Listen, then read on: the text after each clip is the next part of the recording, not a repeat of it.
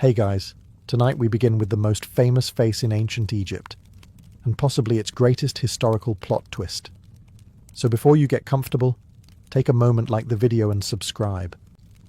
But only if you genuinely enjoy what I do here.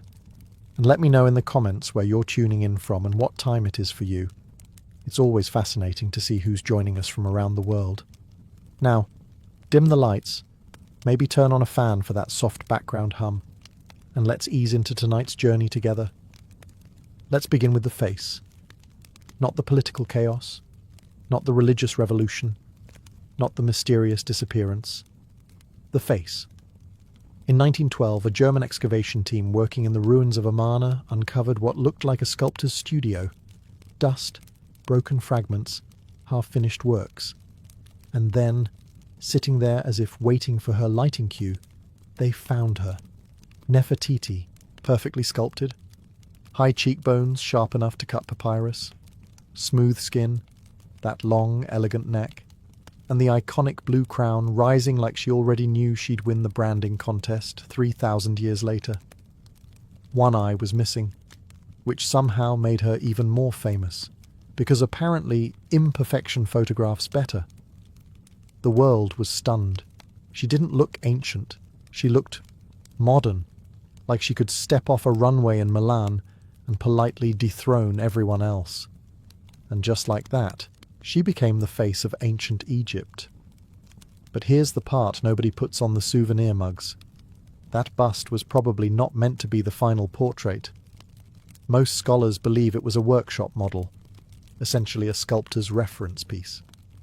Think of it as the ancient equivalent of a sample image pinned on a studio wall. So yes, the most recognizable queen in human history may have achieved global immortality because someone forgot to clean up their practice draft. That's not mythic destiny. That's excellent timing. And yet look closer. The craftsmanship is extraordinary. The symmetry, the pigment blending, the subtle curve of the lips. This was not a rushed assignment. Even as a model, it was executed with precision. Ancient Egyptian art was not casual decoration. It was propaganda carved in stone. Representation equaled importance. So if this was just the reference version, imagine how powerful the full royal imagery must have been. And then there's her expression. Calm, controlled, slightly detached, not smiling, not frowning. It's the face of someone who knows more than you, which might be fitting, because before we even touch the question of whether she ruled as king or vanished on purpose, we have to admit something. Nefertiti mastered image, or at the very least, someone around her understood the value of visual control. And if history is written in stone, she made sure her face would survive long enough to make us argue about her forever. Not bad for a practice piece. Now that we've admired the cheekbones long enough, let's talk power. Nefertiti was the great royal wife of Pharaoh Akhenaten. And if that sounds like a standard royal marriage, it wasn't. Akhenaten was not your average pharaoh. Most Egyptian rulers worked within a well-established system. Honor the gods, keep the priests happy, build temples, win wars, repeat. Akhenaten looked at that system and said, politely but decisively, no. He elevated Aten, the sun disk, above all other gods, not as part of the divine lineup, not as first among equals, as the main event. Centuries of tradition? Replaced? Powerful priesthood of Amun? Politely sidelined. Temples? Closed or repurposed? That's not religious reform. That's a theological earthquake. And Nefertiti wasn't standing behind him holding flowers. In reliefs from Amarna, she appears nearly equal in size to the king. In Egyptian art, size matters. The larger the figure, the greater the importance. And she is not scaled down like a decorative spouse. She performs rituals. She makes offerings to Aten. In some scenes she even smites enemies, a pose traditionally reserved for pharaohs, which raises an eyebrow. Queens were influential, yes, but they weren't typically depicted acting like co-rulers in official state imagery. This wasn't symbolic fluff. This was messaging. Akhenaten and Nefertiti presented themselves as a divine partnership. Aten's rays extend toward both of them, ending in tiny hands that offer life symbols equally. That's not accidental. That's branding. And if Akhenaten was restructuring religion to centralize power around himself, Nefertiti was clearly part of that consolidation. She wasn't ornamental. She was strategic. Some scholars even argue she may have served as co-regent later in his reign, effectively ruling alongside him, which makes the title Great Royal Wife feel incomplete. Because what we're seeing in these carvings doesn't look like a supportive spouse. It looks like shared authority. And that's where the mystery deepens. Because if she was already acting like a ruler while he lived, what happened when he didn't? Now, to understand Nefertiti's role, we need to understand just how radical this religious shift really was. Ancient Egypt did not casually change gods. They collected them. Over centuries, Egypt developed a sprawling pantheon. Amun, Ra, Osiris, Isis, Horus, Hathor, divine departments for everything from fertility to the afterlife. Temples were economic powerhouses. Priests controlled wealth, land, and influence. Religion wasn't just spiritual. It was political infrastructure. Then Akhenaten stepped in and said, essentially, we're simplifying. Aten, represented as the physical sun disk, became the supreme deity. Other gods were not necessarily declared non-existent, but they were pushed aside. Their temples closed, their names removed from monuments. When you erase a god's name in ancient Egypt, that's not symbolic. That's aggressive. And Nefertiti stood right beside him during this transition. Art from the Amarna period shows something unusual. The royal family is depicted in intimate domestic scenes, kissing children, sitting together beneath Aten's rays. The sun's beams end in tiny hands offering the Ankh, the symbol of life. And those hands don't just reach Akhenaten, they reach Nefertiti too. This is subtle but powerful. It visually reinforces that divine favor flows through both of them. She is not just queen, she is part of the divine conduit. That's revolutionary imagery. Egyptian art was deeply formulaic for thousands of years. Suddenly, proportions change. Bodies are elongated, faces narrow, scenes feel almost personal. It's as if the entire visual language of Egypt shifted overnight, and Nefertiti adapted flawlessly, or perhaps helped design it. Because this wasn't random artistic experimentation, it was ideological messaging. By centralizing worship around Aten and presenting themselves as the exclusive intermediaries between God and people, Akhenaten and Nefertiti tightened control. Less priesthood, more royal authority. And if the king was the primary bridge to Aten, the queen stood right beside him on that bridge. Which means her power was not secondary. It was embedded in the theology itself.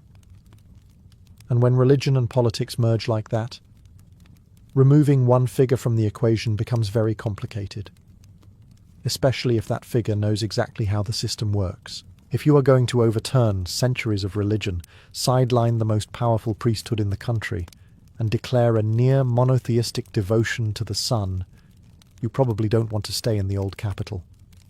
Too many reminders, too many critics, too many angry priests.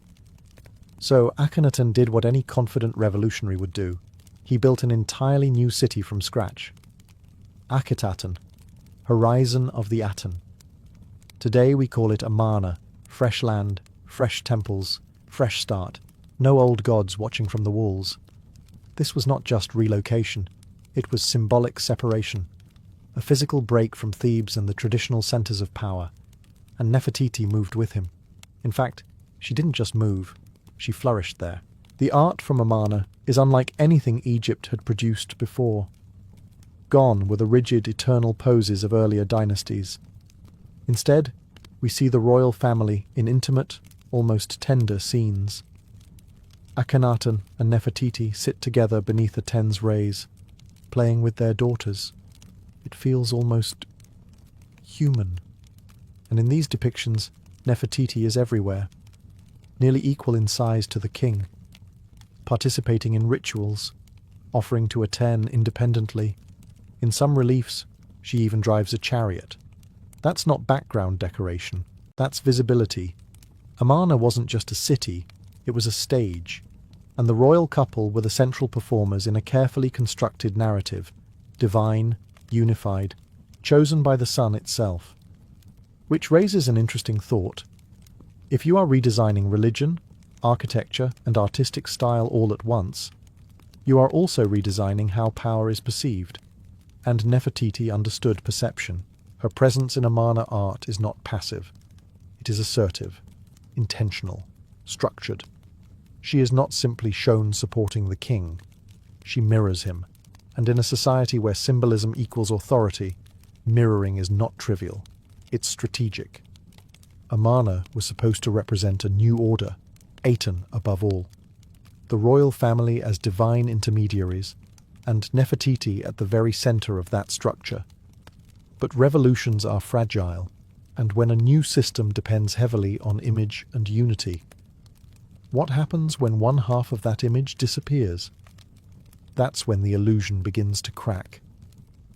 By the time Amarna was in full swing, something subtle and slightly unsettling was happening in the art. Nefertiti wasn't just standing next to power, she was starting to look like it. In several reliefs, she wears the blue crown traditionally associated with royalty. She appears in poses that were once reserved strictly for pharaohs. In one striking image, she smites enemies. Arm raised, posture firm, body positioned exactly as kings had done for generations. That's not symbolism you hand out casually. In ancient Egypt, the act of smiting enemies wasn't just about military strength. It was a visual declaration of authority. It told the world, I rule, I protect Ma'at, the divine order. I am the one standing between chaos and civilization. And here was Nefertiti, doing it, confidently, without apology, which naturally raises a question. Was she being depicted as unusually powerful for a queen? Or was she already functioning as something closer to co-ruler? Some scholars argue that in the later years of Akhenaten's reign, Nefertiti may have taken on the role of co-regent. This would mean she shared formal ruling authority, not just ceremonial presence. If true, that changes everything. Because once you share the throne, you don't simply step back into the background, and then the names begin to shift. Around the later years of Akhenaten's rule, inscriptions mention a figure named Neferuaten. Sound familiar? Nefertiti's full name included Neferuaten, Nefertiti. Coincidence? Maybe. Or maybe this was a transition. Egyptian pharaohs adopted throne names upon ascending to full kingship. If Nefertiti became co-ruler, or even sole ruler after Akhenaten's decline, she would have needed a royal name aligned with tradition. And if she did take on such a role, she would also need to adjust how she was presented visually. Less queen, more king. And that might explain why some depictions show a shift, a more masculine portrayal, a more formal presence. Ancient Egypt had precedent for this. Hatshepsut, centuries earlier, adopted male regalia when she ruled as pharaoh. It wasn't deception, it was protocol, which brings us back to the title of this video. Did Nefertiti fool the world? Or did she simply understand that in order to rule, sometimes you must change the mask you wear? Because in Egypt, power wasn't just inherited, it was performed, and she may have been very good at performing it. After years of visibility, authority, and near equal representation beside the king, Nefertiti disappears. Not gradually, not ceremonially, just gone. Around year 12 of Akhenaten's reign, her presence in the historical record drops off dramatically. Reliefs stop mentioning her. Inscriptions shift. The once constant royal pairing begins to fragment. For someone so visually dominant, the silence is deafening. Now, in ancient Egypt, royal events were documented carefully. Births, deaths, jubilees, building projects, especially for figures as central as the great royal wife. If Nefertiti had died suddenly, we would expect some form of formal acknowledgement, a tomb scene, a mourning inscription, a ritual commemoration. Instead, we get ambiguity, and historians do not enjoy ambiguity, so theories began. Maybe she died during a plague that struck the royal family. Several daughters are believed to have died around this period. Disease was not uncommon, but if plague took her, why no official death record? Royal death was not a small administrative detail. It was a state event. Others suggest something more political. Perhaps she fell from favour. Perhaps internal tensions emerged within the court. Religious revolutions create enemies, and enemies sometimes wait for opportunities. But again, where is the evidence of disgrace? Erasure usually leaves marks. Scratched out names, destroyed images. With Nefertiti, it's not violent removal. It's absence. And absence in Egypt is dangerous, because when a name vanishes, so does identity in the afterlife. Unless the name didn't vanish, unless it changed. Which brings us back to Neferuaten. Around the same time Nefertiti fades from view, a ruler bearing that name appears in inscriptions. Some believe this was a separate individual, perhaps a short-lived co-regent. Others suspect something more elegant. What if Nefertiti didn't disappear? What if she transformed? In ancient Egypt, identity was fluid at the highest levels of power. Pharaohs adopted throne names, divine titles, layered identities. If Nefertiti stepped into kingship, she wouldn't remain Nefertiti the Queen. She would become something else. And that might explain why we cannot find her.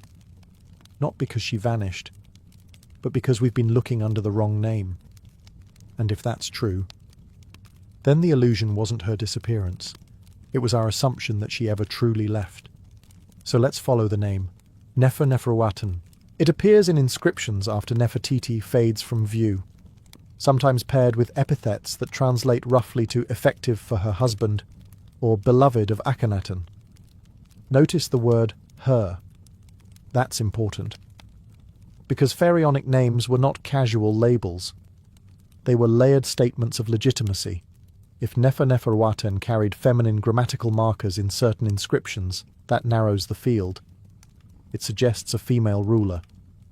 And in that period there aren't many candidates. This is where the debate intensifies. Some scholars argue Neferuaten was Nefertiti ruling as co-regent, or even briefly as sole pharaoh after Akhenaten's decline. Others propose she was one of their daughters.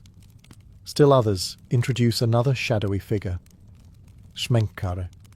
Ancient Egypt loved a good succession mystery. Smenkhkare appears briefly toward the end of Akhenaten's reign, possibly as co-regent. The problem is that Smenkhkare's identity is frustratingly unclear. Some think he was a male relative. Others suggest he may have been Nefertiti under a different royal persona. And here's where things get deliciously complicated. When women ruled as pharaoh in Egypt, they often adopted masculine imagery and titles.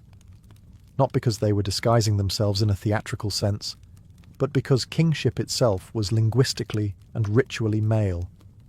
To rule, you fit the mould. Hatshepsut did it centuries earlier. She wore the false beard. She appeared in male regalia. Not deception. Institutional compliance. If Nefertiti became Neferuaten, or even Smenkhkare, she would have needed to navigate that same framework. Which means any shift in iconography might not signal replacement, it might signal adaptation. The deeper historians dig, the murkier it becomes. Inscriptions are damaged, cartouches are incomplete, names overlap, titles blur. It's like trying to assemble a political thriller from half-burned documents. But here's the key tension. If Nefertiti truly ruled, even briefly, then her disappearance wasn't disappearance at all. It was transformation. And transformation in ancient Egypt required something critical. Control of narrative. Because if you are rewriting religion, founding a new capital, and possibly stepping into kingship, you must also manage how history records you. And maybe she did, maybe too well. Because 3,000 years later, we're still arguing about whether she left the stage or simply changed costumes. Whether Nefertiti ruled as Neferuaten or not, one thing is certain, the revolution did not last. After Akhenaten's death, the carefully constructed world of Amarna began to unravel with impressive speed. Temples to Aten fell out of favour. Priests of the old gods quietly reclaimed influence. The capital city was abandoned, statues defaced, names erased. Egypt had tried something radical, and Egypt decided it preferred the classics. Enter Tutankhaten, later known as Tutankhamun. The boy king ascended the throne young, and almost immediately his name changed, from honouring Aten to honouring Amun. That is not subtle. That is a theological U-turn. Under Tutankhamun, traditional religion was restored. The old gods were welcomed back like they'd just been on vacation, rather than aggressively sidelined. And this is where things get uncomfortable for Nefertiti. If she had been deeply tied to Aten's revolution, as queen, co-regent, or even king, then the restoration of the old order would not favour her legacy. History in ancient Egypt was not neutral. It was curated. Akhenaten's name was later chiselled out of monuments, his reign treated as an aberration, Amarna dismantled, his religious experiment reframed as heresy. If Nefertiti ruled in that unstable transition period, her memory could have been politically inconvenient. Not hated, not cursed, just inconvenient. And when something is inconvenient in a system built on stone inscriptions, you don't debate it, you erase it. Which might explain the strange silence. No triumphant end, no preserved tomb inscription declaring her divine ascent. Instead, we get fractured references, partial names, ambiguous cartouches. The dream of Aten, the shining sun over a newly built city, collapsed quickly. And anyone too closely associated with that dream risked being absorbed into its failure. If Nefertiti had positioned herself at the centre of that revolution, then when the revolution failed, her identity may have gone down with it. Not because she lacked power, but because power shifted. And when power shifts in ancient Egypt, history shifts with it. Which leaves us with a haunting possibility. Maybe Nefertiti didn't fool the world. Maybe the world that followed her simply chose not to remember her clearly. Now, let's bring in the golden boy, Tutankhamun. The most famous pharaoh in the world, not because of what he accomplished, but because his tomb was discovered mostly intact. Gold mask, glittering treasures, international headlines. But here's the inconvenient detail. Tutankhamun's family tree is complicated. DNA studies suggest he was the son of Akhenaten. His mother, however, appears to have been one of Akhenaten's sisters, not Nefertiti, which raises a few eyebrows.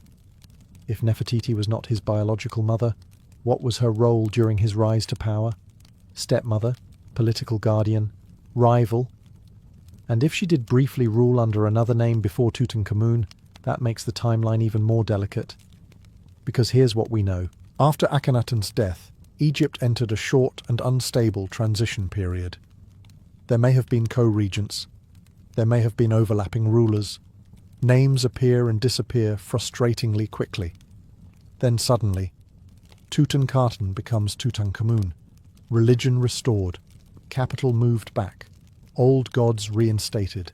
Which suggests that whoever held power between Akhenaten and Tutankhamun did not maintain control for long.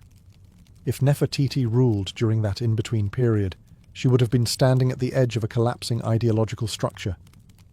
And if she opposed the restoration of the old gods, or even simply symbolized the Aten revolution, she would not fit neatly into the new narrative, which creates a delicate political problem. How do you legitimize a young king restoring tradition if the previous ruler represented radical change? You minimize the transition. You simplify the story. You smooth the timeline. And sometimes you leave certain names out of the summary. Tutankhamun's reign focused on stability, repairing temples, reassuring the priesthood, calming a shaken religious system. That kind of reset does not benefit from highlighting a powerful queen who may have briefly ruled under a controversial theology.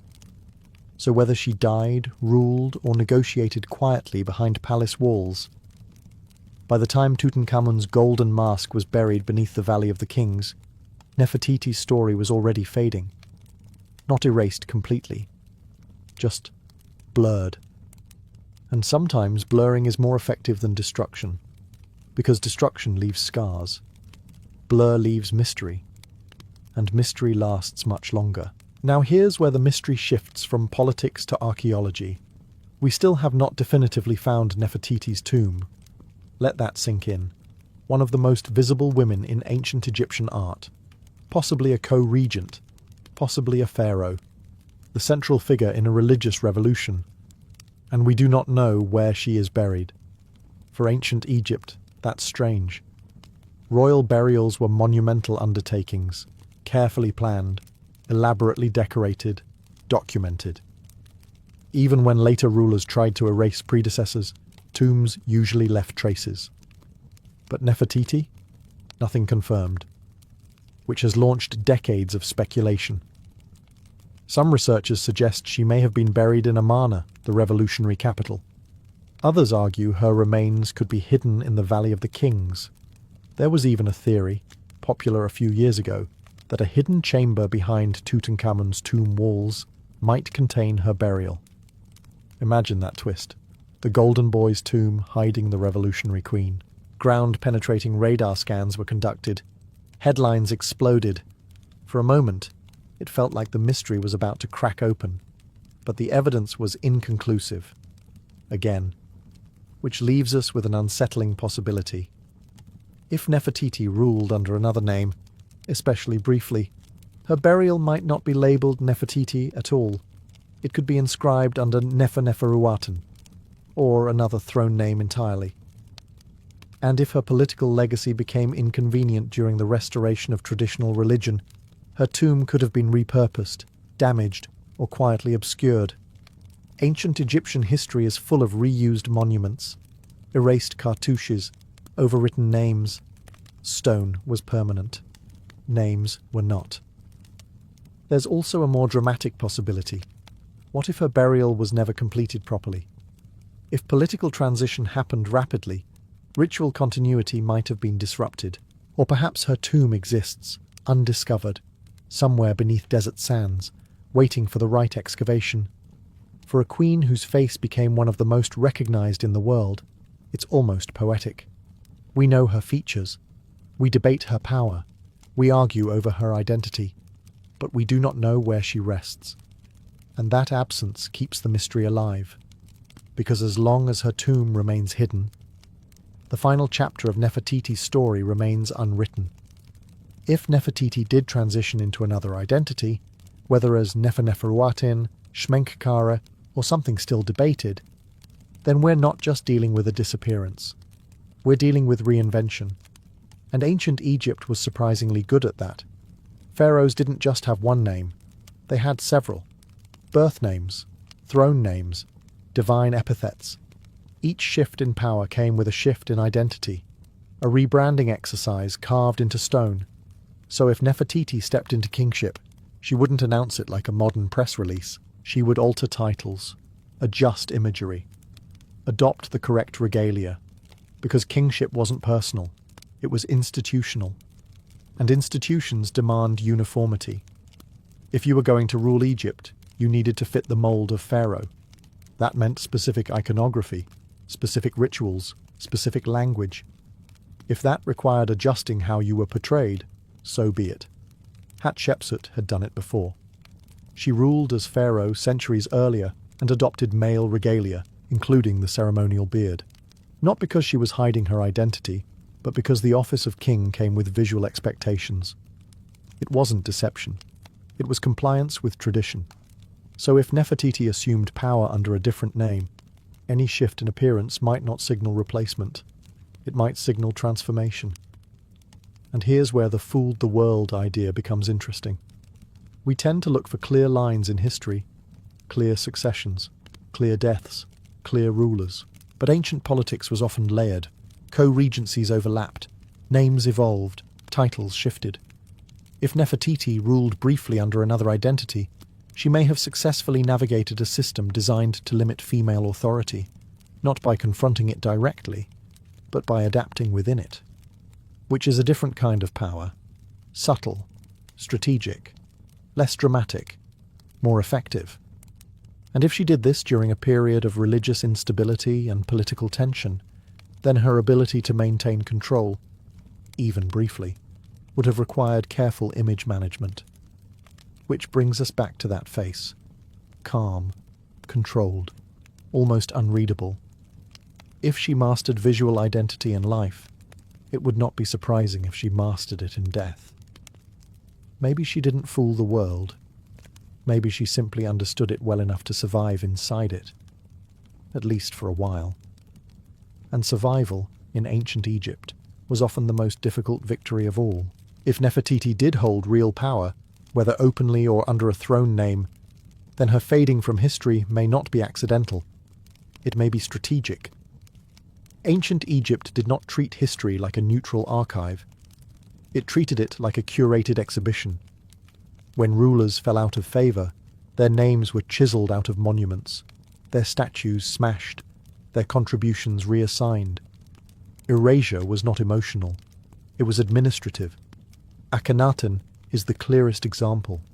After his death, later rulers dismantled his religious revolution. His name was omitted from king lists. His monuments were dismantled and reused as building material.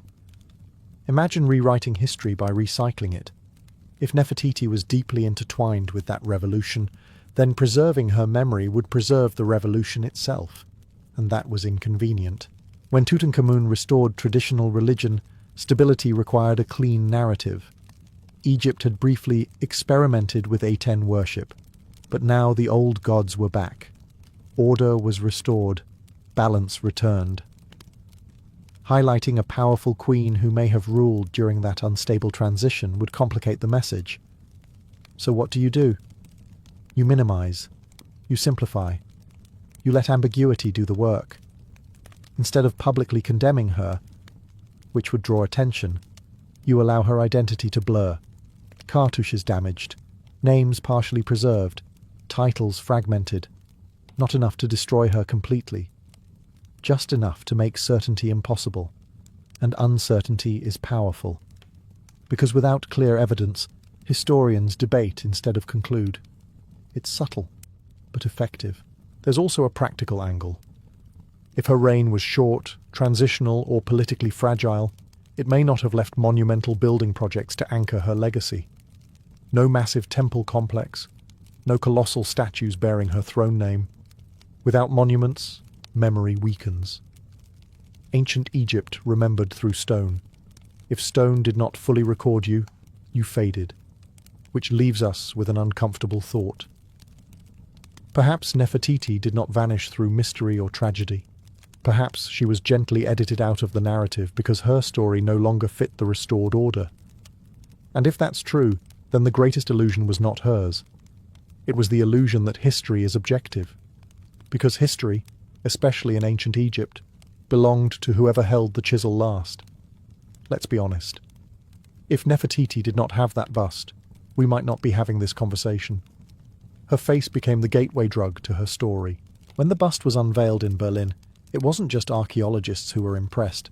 The public was captivated. Newspapers called her the most beautiful woman of antiquity. She became a cultural icon almost immediately. And that might be the most ironic part of all. Because beauty is distracting. We focus on the symmetry, the elegance, the aesthetics. We turn her into a symbol of timeless attractiveness.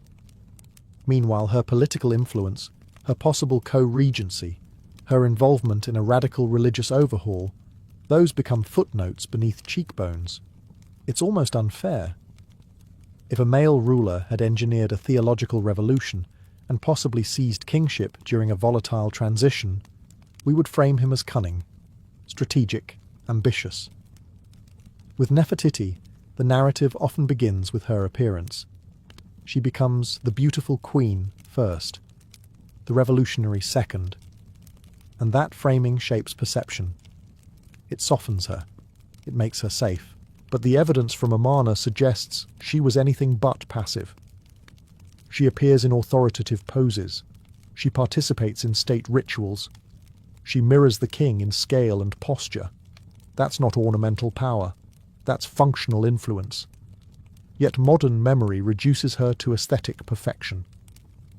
which unintentionally may mirror what happened in antiquity. If later rulers wanted to neutralize her political legacy without fully attacking it, allowing her to drift into symbolism would work perfectly. She becomes an image, an icon, a face. And once someone is reduced to image, their agency becomes negotiable. It's possible Nefertiti didn't fool the world through deception. It's possible the world fooled itself. We saw the face and assumed we understood the person. We admired the art and overlooked the strategy. And that may be the most enduring illusion of all, because when we think of Nefertiti, we don't first imagine a political operator navigating one of Egypt's most unstable periods. We imagine elegance, and perhaps that elegance concealed far more power than we're comfortable admitting. By the time Tutankhamun's golden mask was lifted from the sands, the world had a new obsession: gold, treasure, drama. A teenage king wrapped in layers of immortality. And just like that, Nefertiti, the woman who helped reshape an entire religious system, was overshadowed by a child whose greatest achievement was dying with excellent interior decoration. History can be cruel like that. Tutankhamun's tomb was discovered almost intact. That kind of archaeological jackpot doesn't just rewrite textbooks, it rewires public imagination. Suddenly, the narrative of late 18th dynasty Egypt became centered on the glittering boy king. Nefertiti, whose tomb remains undiscovered and whose reign is debated, faded into background mystery. But here's the thing. Tutankhamun inherited a kingdom in chaos. The religious revolution had fractured traditional power structures. The capital had been relocated. The priesthood had been alienated. The political climate was unstable. Someone had to navigate that. If Nefertiti lived into that transitional period, whether as co-regent, rival, advisor, or even briefly as king, she would have been operating in one of the most delicate moments in Egyptian history. And delicate moments rarely produce monuments. They produce survival strategies. Tutankhamun's reign restored balance by re-embracing traditional gods. That was politically brilliant. It stabilized the priesthood. It calmed the populace. It repaired diplomatic relationships. But restoring order also required simplifying the story. The Aten experiment became a footnote. Akhenaten's radicalism softened. The transition period blurred. And Nefertiti's potential authority during that blur became harder to trace, not because she lacked significance, but because significance that complicates stability tends to be smoothed over. So the boy king became the headline. The golden mask became the symbol. And Nefertiti, the woman who may have co-authored the revolution and possibly navigated its collapse, became a question mark. History often rewards spectacle over subtlety. Tutankhamun had spectacle, Nefertiti had subtlety, and subtle power leaves fewer shiny artifacts. But perhaps that's fitting, because if she truly mastered image, narrative, and reinvention, then fading into ambiguity might not be a failure. It might be the final, most elegant move of all.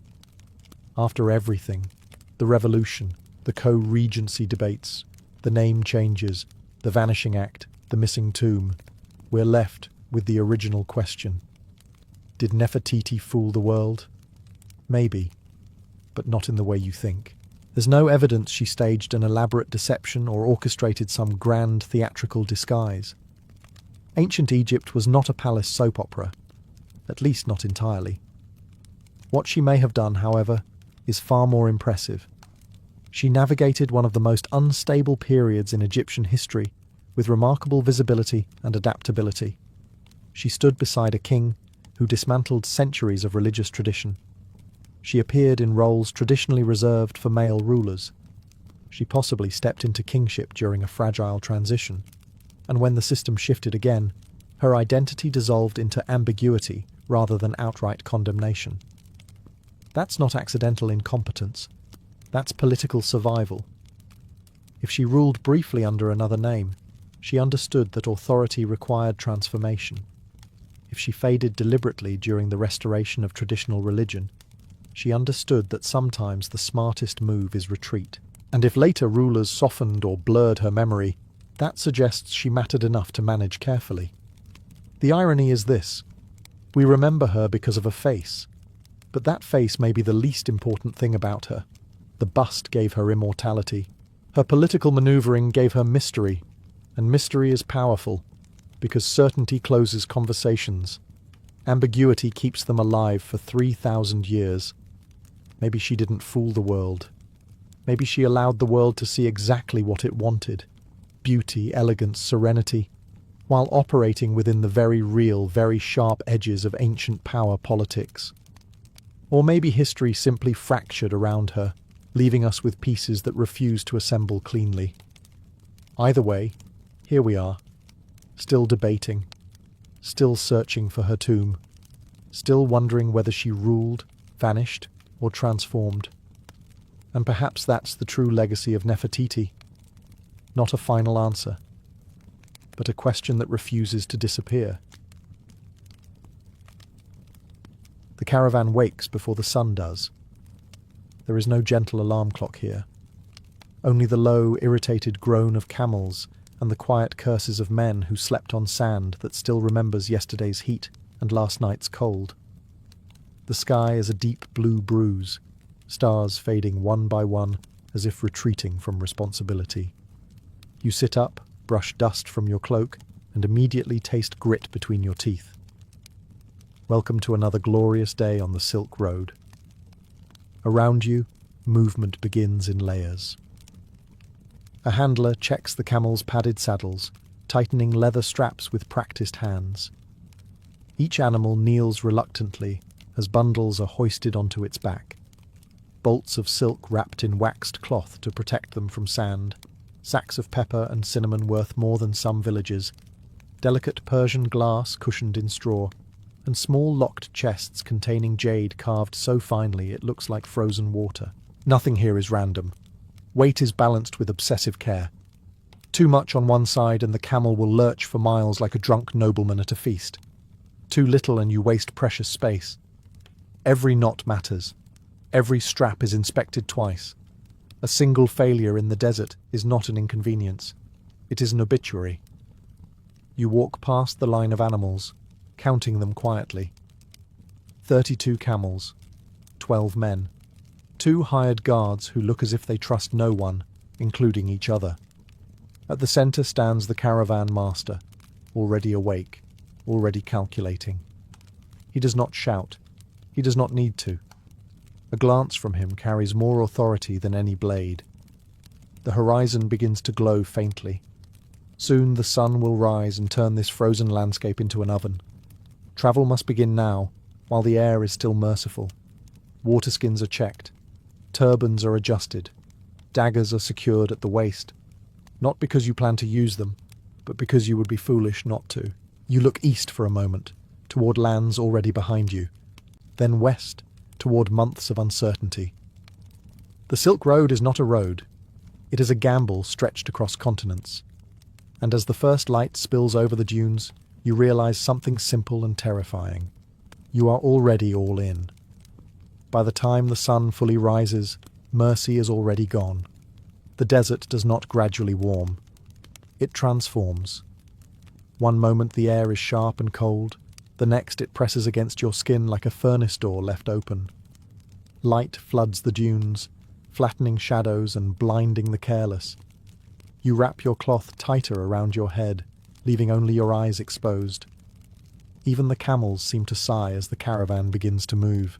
The rhythm sets in quickly. Step, sway, step, sway. 32 camels walk in a loose line, their padded feet sinking softly into the sand. Bells tied to a few harnesses ring faintly, not for decoration, but to keep the line together in poor visibility. The sound becomes hypnotic, a metallic heartbeat against the silence of the desert. You walk beside the third camel, close enough to monitor its load. Silk must not shift. Glass must not crack. Pepper must remain dry. Every item on these animals has travelled thousands of miles already, passing through hands that spoke different languages and prayed to different gods. Now they are in your care, and the desert has no sympathy for carelessness. Conversation is sparse. Talking wastes moisture. Instead, you observe, The horizon never seems closer. Dunes rise and fall like frozen waves.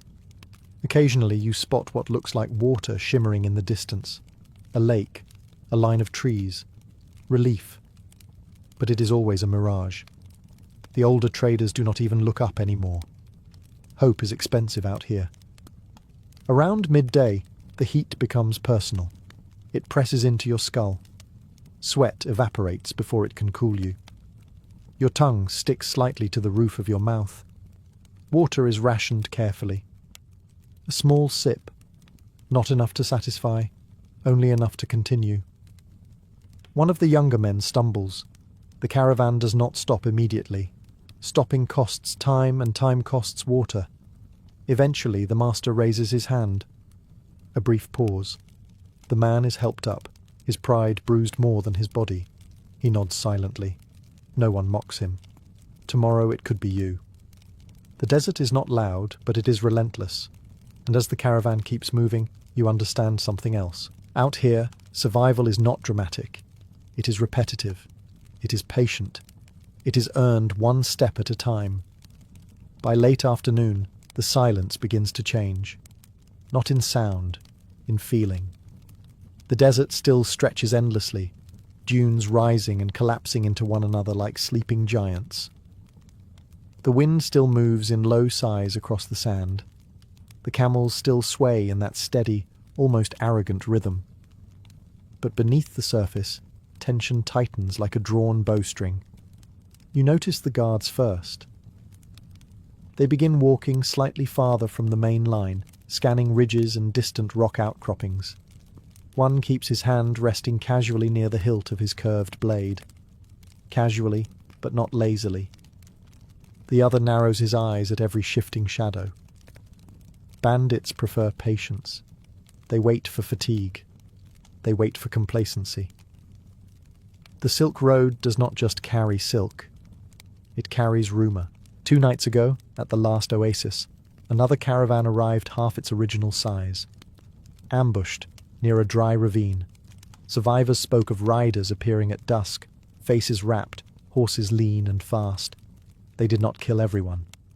That would be inefficient. They took the most valuable goods and left the rest to crawl toward the next water source with whatever dignity remained.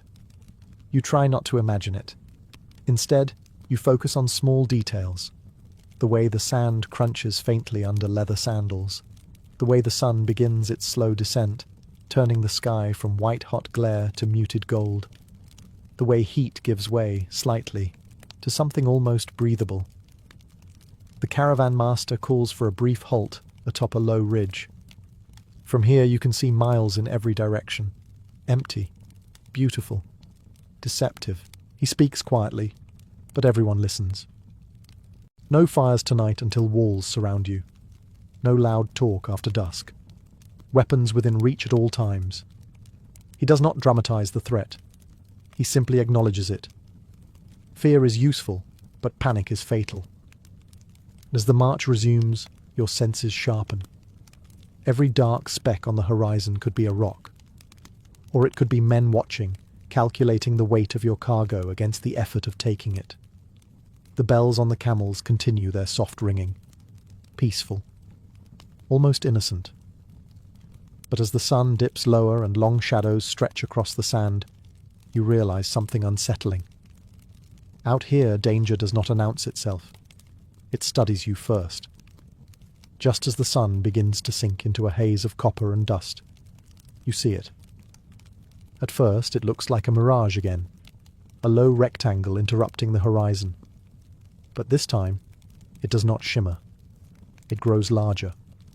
Walls, solid, square, unapologetic. A caravanserai. Relief spreads quietly through the line. No cheers. No foolish displays of emotion. Just a subtle loosening in shoulders, a slight increase in pace. Even the camels seem to sense the promise of rest. The structure rises from the desert like a fortress built by patience. Thick mud brick walls, high and nearly windowless, designed to keep out wind, sand, and men with bad intentions. A single heavy wooden gate stands open, guarded by 2 men who look bored but alert. the most dangerous combination. As you pass through the gate, the noise changes instantly. The desert's vast silence is replaced by contained life. Hooves clatter against packed earth. Traders speak in half a dozen languages. Someone laughs too loudly. The air smells of sweat, animals, spices, and smoke. Inside the courtyard, the camels kneel one by one. Loads are inspected carefully before being removed. You run your hands over the silk bundles, checking for tears. The glass crates are intact. The jade chests remain locked. For today, fortune has allowed you to keep what is yours. Along the inner walls are small rooms for merchants. Not luxurious, but solid. A roof, a door, protection. In the centre, a shallow well and troughs for animals. A stable boy moves quickly, collecting coins before offering water. You finally remove your head covering. Sand falls from your hair. Your skin feels tight from salt and heat. Someone hands you a small bowl of lentil stew and flatbread. It tastes better than any feast because you are still alive to eat it. Oil lamps begin to glow as darkness settles. Conversations grow softer, more conspiratorial. Deals are whispered, prices negotiated in careful tones, news exchanged like currency. Which routes are safe? Which rulers demand higher tolls? Which regions are unstable this season? You sit against the cool inner wall, watching shadows flicker. Outside these walls, the desert waits without emotion. But tonight, you have stone between you and it, and for a caravan on the Silk Road, that is luxury beyond silk. Night inside the caravanserai does not mean rest, it means business. The courtyard that felt chaotic at dusk now settles into pockets of controlled activity. Oil lamps hang from hooks along the walls, their flames trembling in the warm night air. Shadows stretch and overlap, distorting faces, softening intentions. Under this kind of light, everyone looks slightly mysterious, slightly untrustworthy, which, frankly, is accurate. You sit cross-legged on a woven mat with 3 other traders. Between you lies a small wooden chest. It contains nothing dramatic, just silk, but not ordinary silk. This bolt is dyed a deep, almost impossible shade of blue, achieved with pigments that require time, skill, and access to resources most men will never see. The buyer runs his fingers over the fabric slowly. He does not compliment it. He does not frown. He simply measures his reaction carefully. The performance has begun. You name a price. He exhales softly, as if you have insulted his ancestors. He counters with a number that would be amusing if it were not meant to be serious. Back and forth you go, voices low, expressions controlled. The goal is not to win dramatically. The goal is to leave both parties believing they have been clever. Around you, similar scenes unfold. A Persian trader offers glass bowls so thin they almost sing when tapped lightly. A man from farther west unwraps small bricks of fragrant resin used in temples. Another displays spices in tiny piles, their scent cutting through the stable smell of animals. Whispers carry information beyond goods. Rumours of rising taxes in one city. Bandits spotted along a northern pass.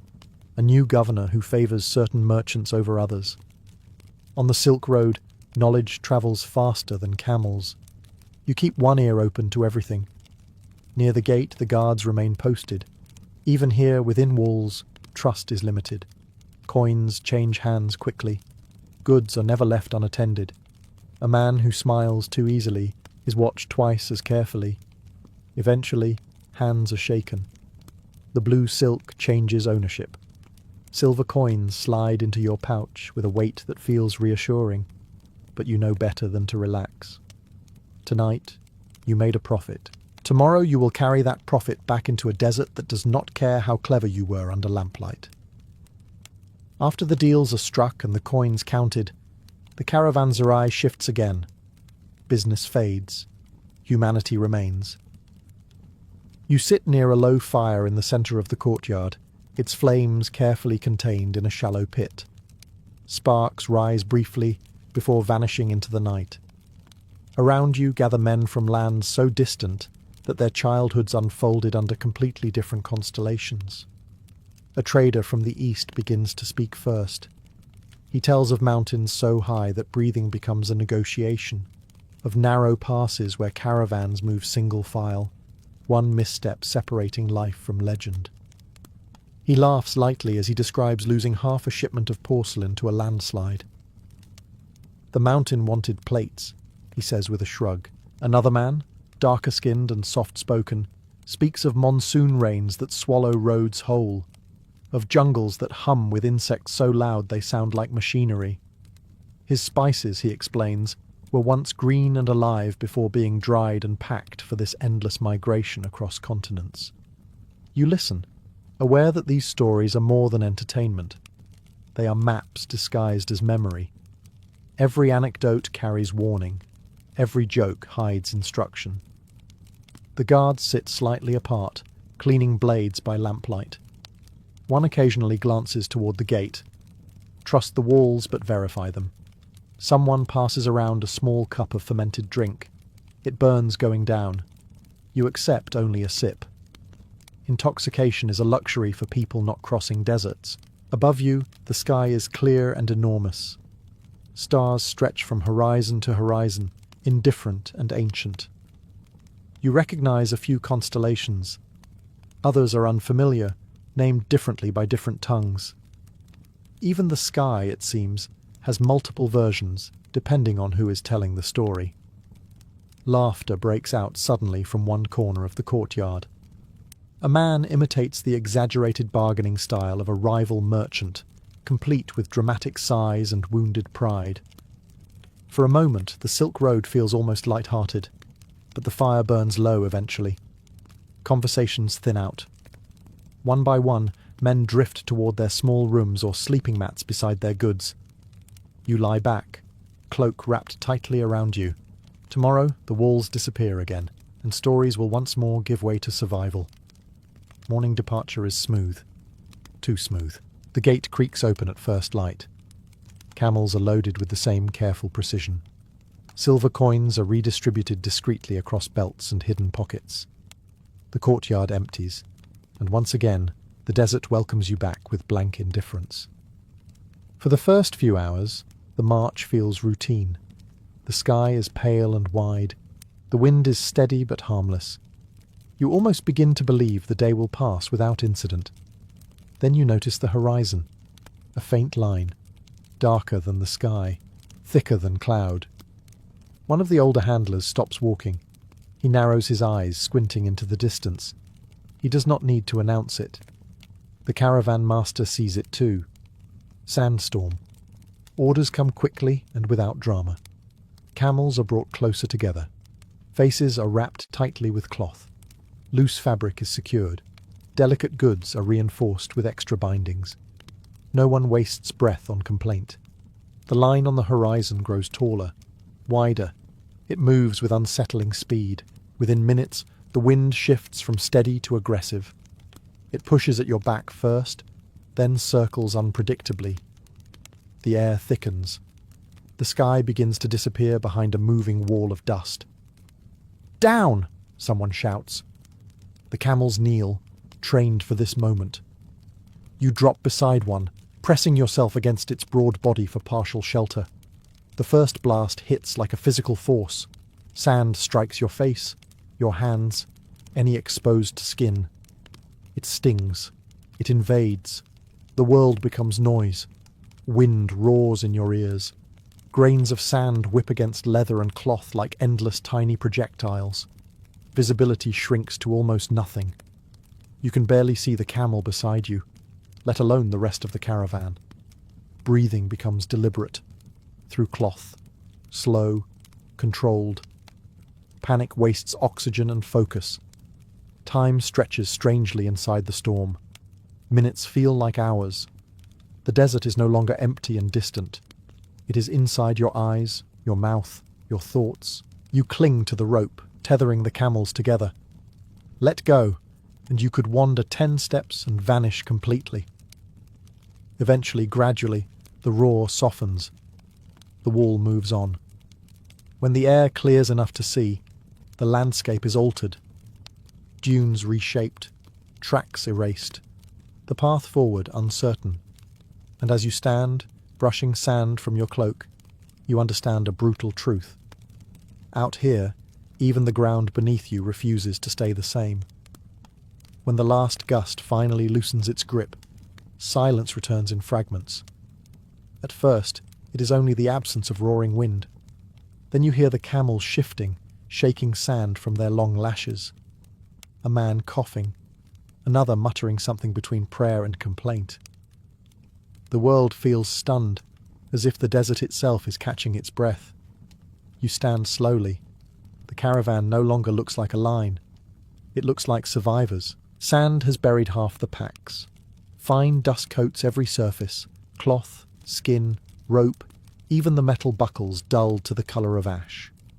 You run your hands over the nearest bundle of silk. The outer wrapping is abrasive with grit, but intact.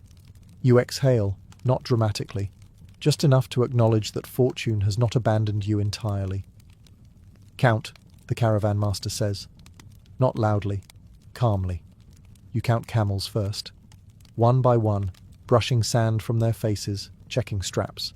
32 becomes 31. A pause. Voices call out across the uneven dunes. A handler climbs a newly formed ridge and scans the area. After a tense minute that feels much longer, a shape moves in the distance. A camel, partially buried, struggling to rise. Two men rush toward it, pulling at its harness, coaxing it upright. 32 again. Next, the men. 12. All present. One with a bloodied lip from being struck by flying debris. Another with raw skin where cloth shifted in the wind. Nothing fatal. The desert showed its strength, but not its cruelty. Not today. The greater problem is less visible.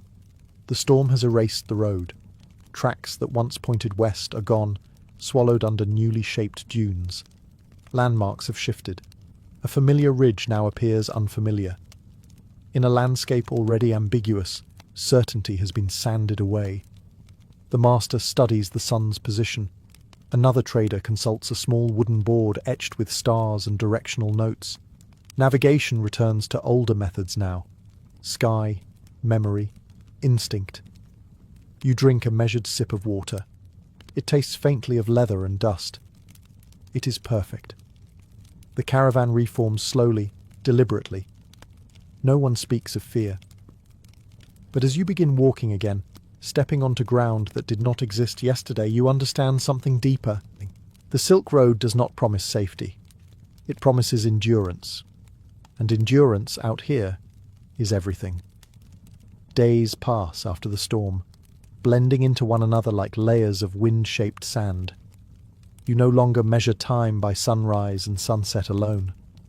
You measure it by aches, by the slow thinning of water skins, by the subtle shift in conversation from confident plans to quiet calculations. Distance is not dramatic, it is cumulative. The camels move with steady resignation, but even they begin to show strain. One limps slightly, its padded foot irritated by a stone hidden beneath soft sand. Another refuses water for a moment, turning its head stubbornly before finally drinking. You watch them closely. A camel lost is not merely inconvenience. It is weight redistributed onto others. It is margin shrinking. The men feel it too. Tempers shorten. Jokes grow rarer. Silence stretches longer between exchanges. You notice how often hands drift toward belts where coins are hidden, as if checking to ensure the entire journey still has purpose. Wealth means nothing if you do not survive to spend it. At midday, the heat returns with ruthless familiarity. The horizon trembles with mirages again, but this time no one even glances at them. Hope is rationed like water now. That afternoon, a new tension emerges. In the distance, faint but unmistakable, you see movement parallel to your path. Not close, not threatening, just there. A small group of riders silhouetted against the dunes, keeping pace. The guards notice immediately. No panic, no sudden change in direction. That would signal weakness. Instead, The caravan tightens formation slightly. The bells on the camels are muffled. Weapons remain visible, but not drawn. The riders do not approach. They watch. Hours pass like this. Two lines moving through the same ocean of sand, separated by space and intention. You cannot tell whether they are bandits weighing risk, rival traders assessing opportunity, or nomads simply curious. Eventually, as the sun dips lower, the riders veer away. They dissolve into the dunes as quietly as they appeared. Relief does not come loudly. It comes as a subtle release in your shoulders. The caravan continues west, and as you walk, tired but unbroken, you realize that the Silk Road is not defined by its grand exchanges of silk and jade. It is defined by the quiet decision, made again and again, to keep moving. In the spring of 1701, beneath the lacquered beams and whispering corridors of Edo Castle, honour cracked. Lord Asano Naganori of Akko was not a reckless man. He was young, yes, proud certainly, but reckless? No. He had been summoned to the shogun's capital to perform a ceremonial duty, to host imperial envoys from Kyoto. It was a prestigious task, wrapped in ritual and suffocating precision. Every bow measured, every word rehearsed, every step choreographed as if the entire empire were watching. Because it was. To guide him through this maze of etiquette stood Kira Yoshinaka, a senior court official. Experienced, polished, and, if rumours were to be believed, very aware of his own importance. In Edo, influence was currency. Favours were expected. Gifts were customary. Generosity was wise. Asano either failed to understand the game or refused to play it. Accounts differ, but they agree on one thing. Kira did not treat him kindly. Corrections were sharp. Instructions were delivered with a cutting tone. Some say Kira mocked him openly, calling him uncultured. Others suggest insults were more subtle, the kind designed to sting without drawing blood, until blood was drawn. On the 14th day of the 3rd month, inside the Matsu no Oka corridor, something broke. Words were exchanged. Perhaps an insult went too far. Perhaps pride outweighed patience. In a place where drawing a sword was strictly forbidden, Asano did the unthinkable. He reached for his blade. Steel flashed under palace light. It was not a long duel. It was a slash fueled by humiliation and fury. Kira was wounded, though not killed. Guards rushed in immediately. Swords were seized. The corridor that had witnessed countless ceremonies now held something far more dangerous. Defiance. The shogunate moved swiftly. There would be no investigation into motives. No sympathy for wounded pride. Asano had drawn a weapon inside the shogun's palace. That alone was enough. He was ordered to commit seppuku that very day. By sunset, Lord Asano was dead. And with his death, his samurai became Ronin, masterless, stripped of purpose. But what the shogunate saw as an ending, history would remember as a beginning. By nightfall, the house of Asano no longer existed. Confiscated. That is the word the shogunate used. Efficient. Legal. Final. Akko Castle was seized. Lands were redistributed. Officials arrived with scrolls and seals, measuring property that had once belonged to one man and now belonged to the state. Servants were dismissed, accounts frozen, banners taken down, and the samurai? They were dismissed into nothing. In Edo and back in Akko, men who had sworn lifelong loyalty to Lord Asano suddenly found themselves without a master, without income, without status. Samurai in name, but hollowed of purpose.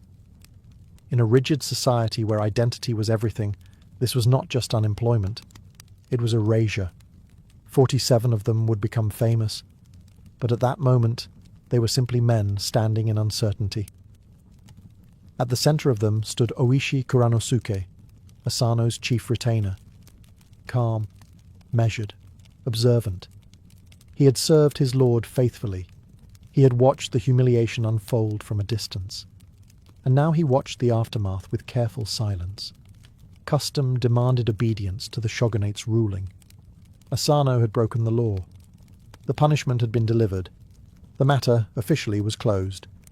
But loyalty is rarely satisfied by official statements. Among the former retainers, whispers began.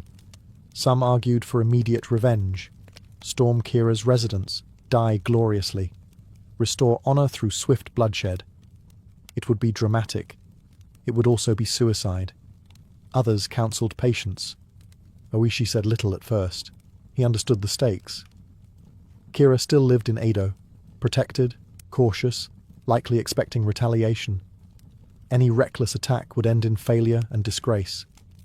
Weeks passed. The men scattered deliberately. Some returned to farming, others took minor positions. A few even appeared to drift into idleness. To outside observers, the former samurai of Akko looked broken, defeated, absorbed back into ordinary life. That illusion was intentional, because beneath the surface of apparent surrender, something else was forming. Grief was hardening into resolve.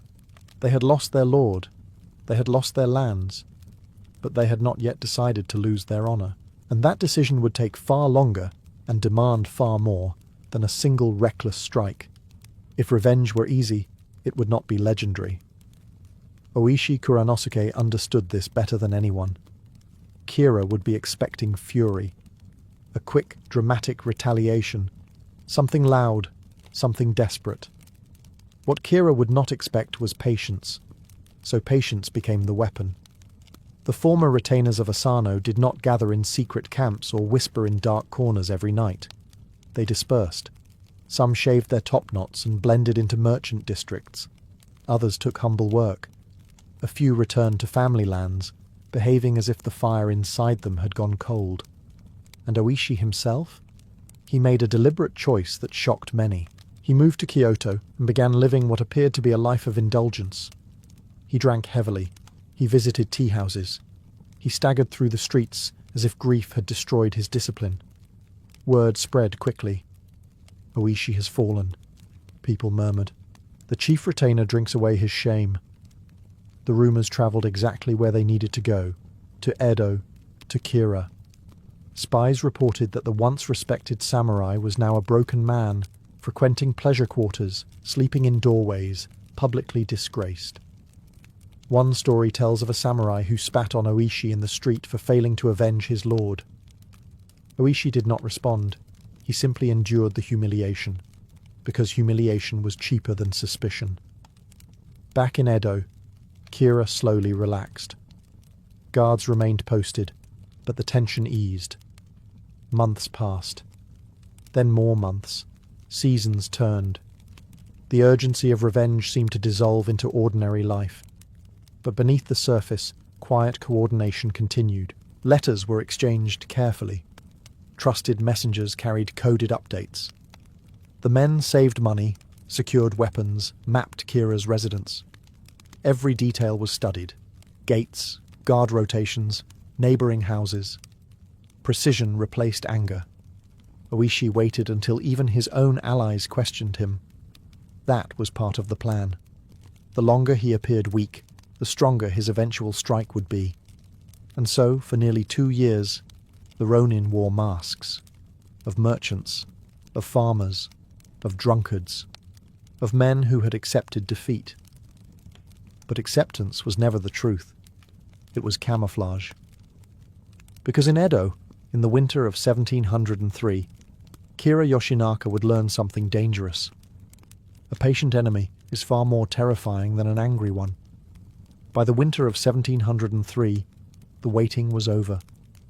Snow had begun to fall over Edo, settling quietly along rooftops and narrow streets.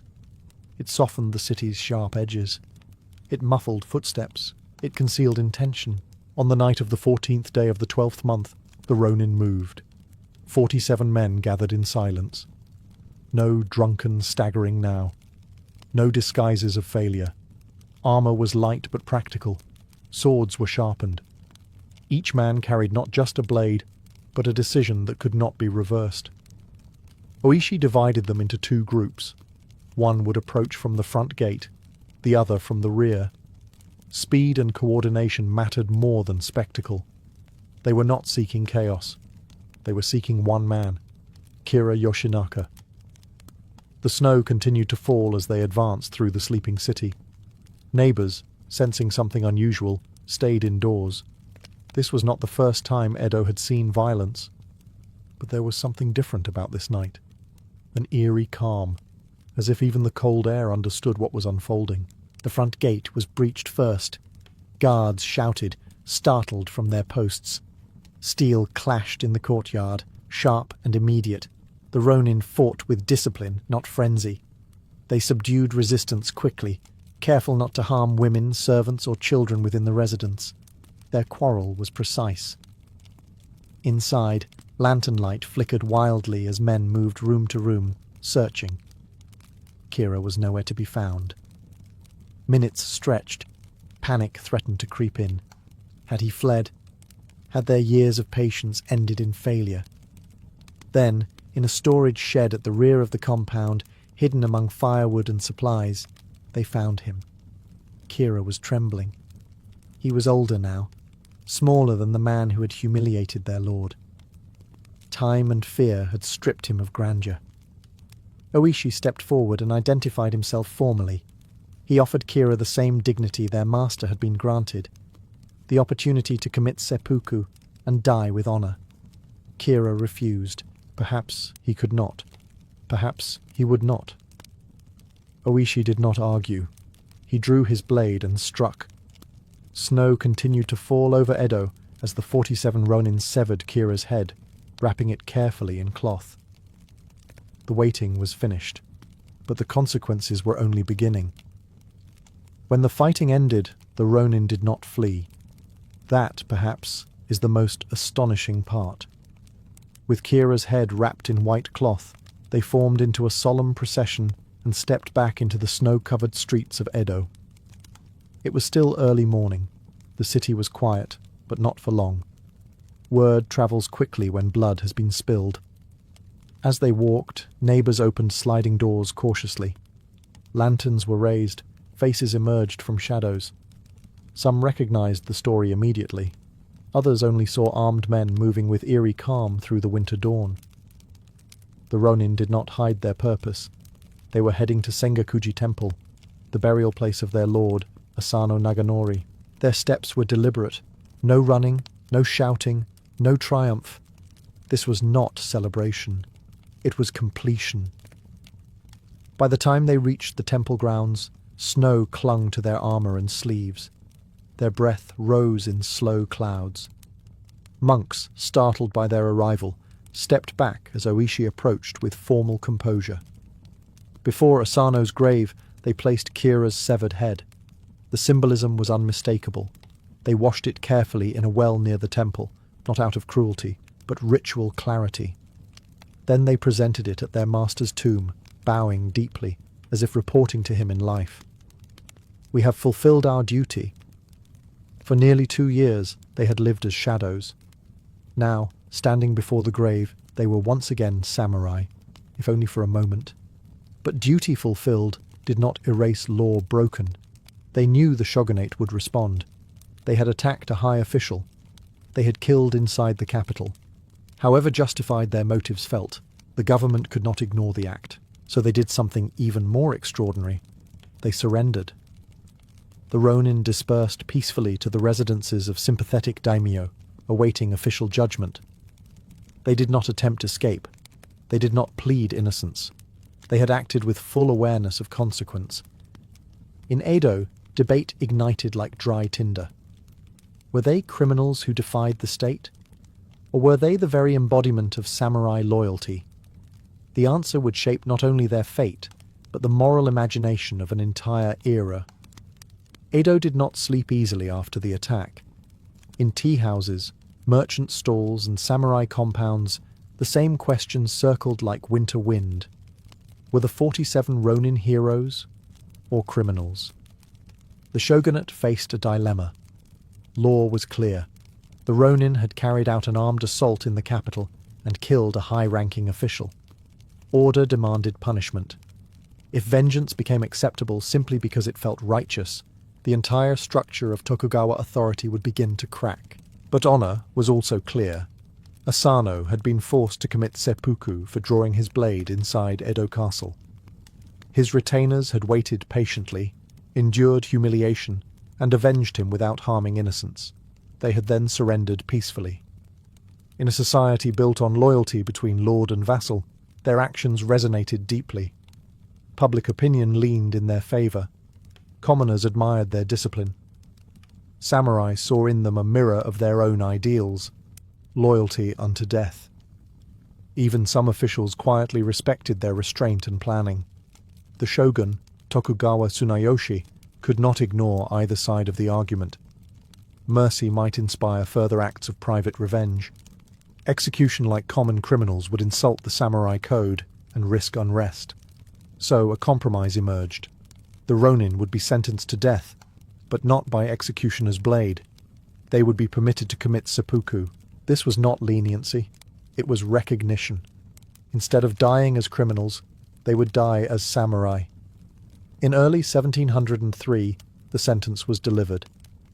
The men were divided among 4 daimyo households to carry out the ritual, each prepared carefully. White robes were worn, final letters were written. Some composed death poems, brief reflections capturing the essence of their lives and loyalty. There was no screaming, no resistance. One by one, they performed the ritual.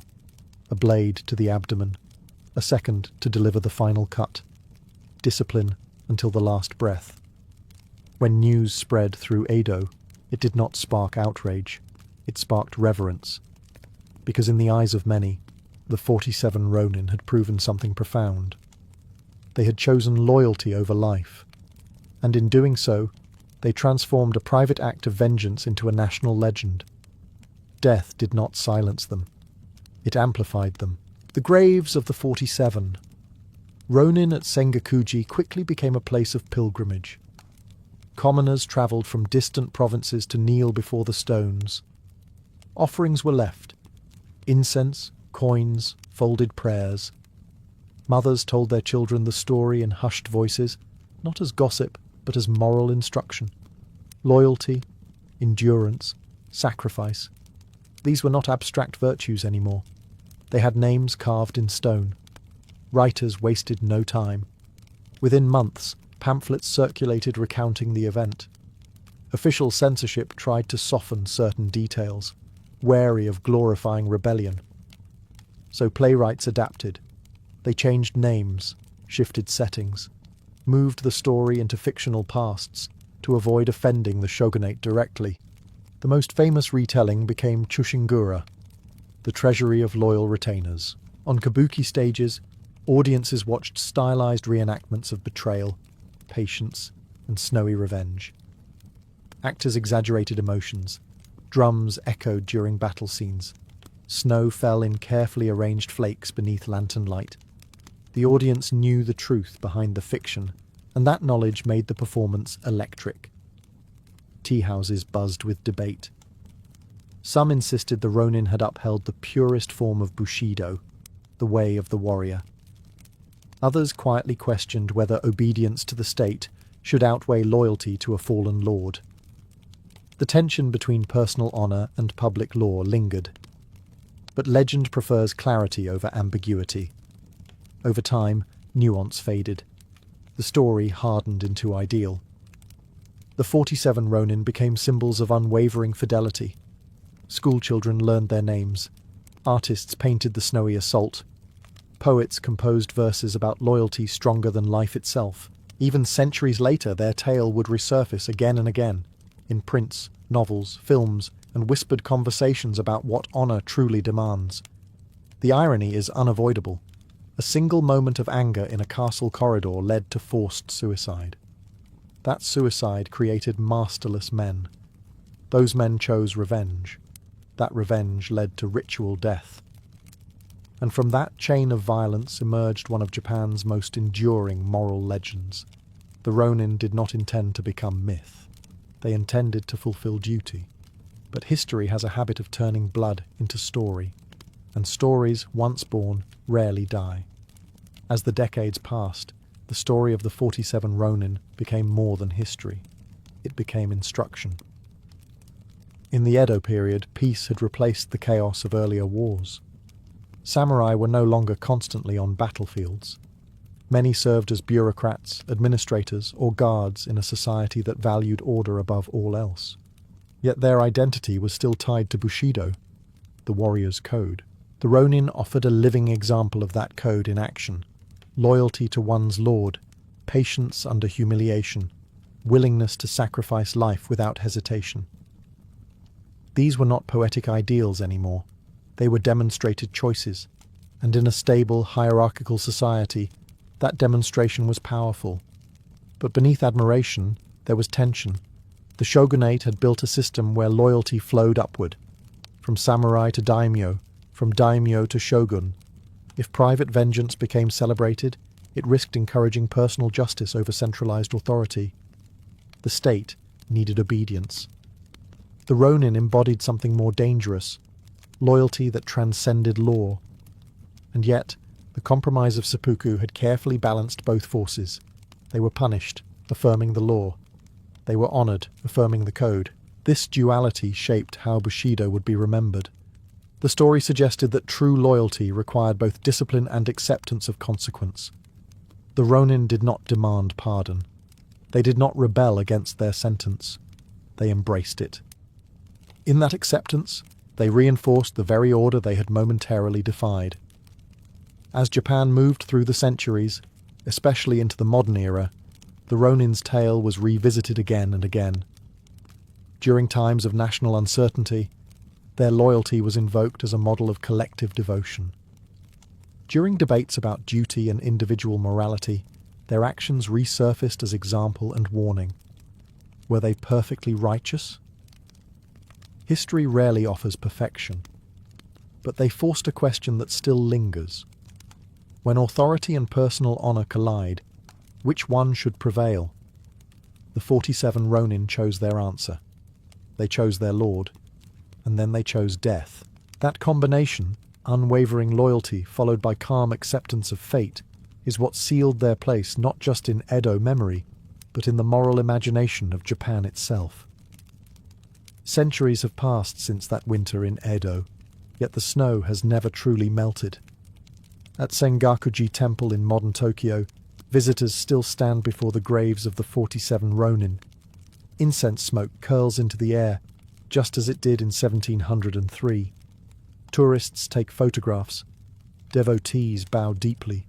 Children listen as guides recount the night when patience turned into steel. The stones are simple. The story is not. In every generation, the tale is retold slightly differently.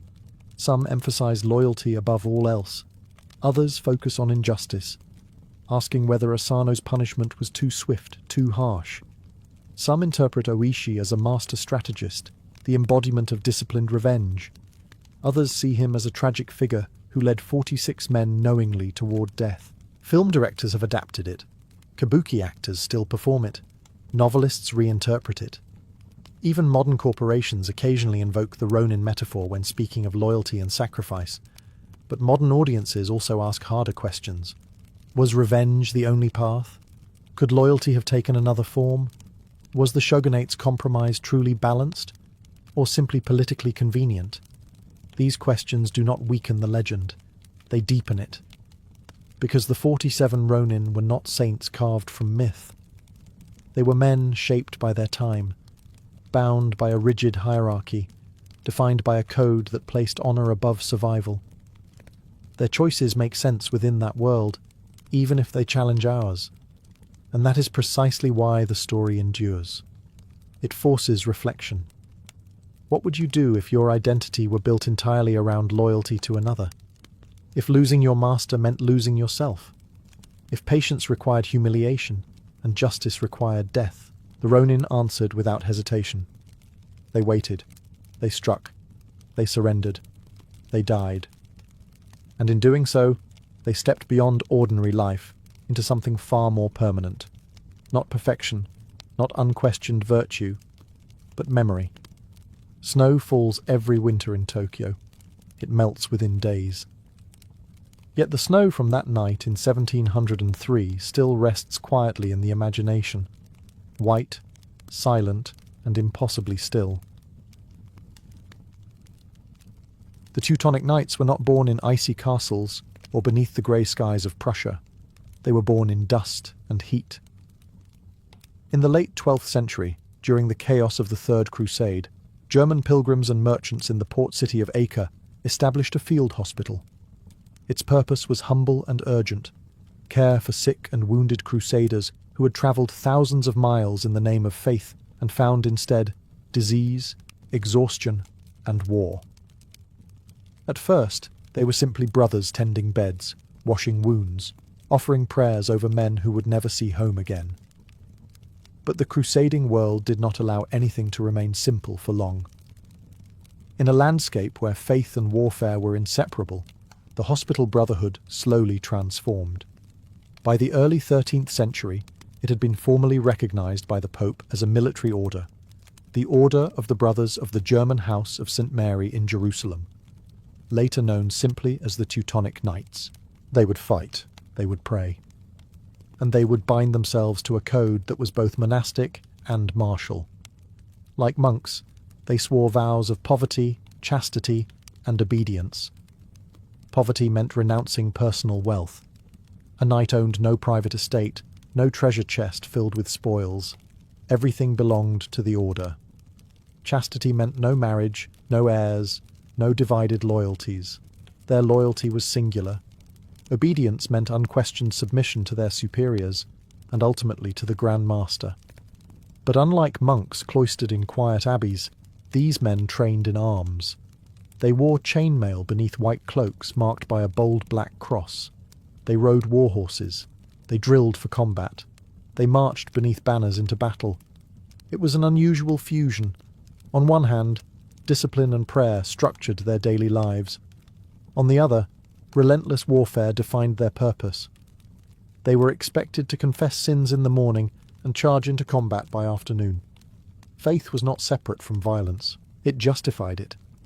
From the beginning, the Teutonic Knights saw themselves as instruments of divine order. To them, expanding Christendom was not ambition.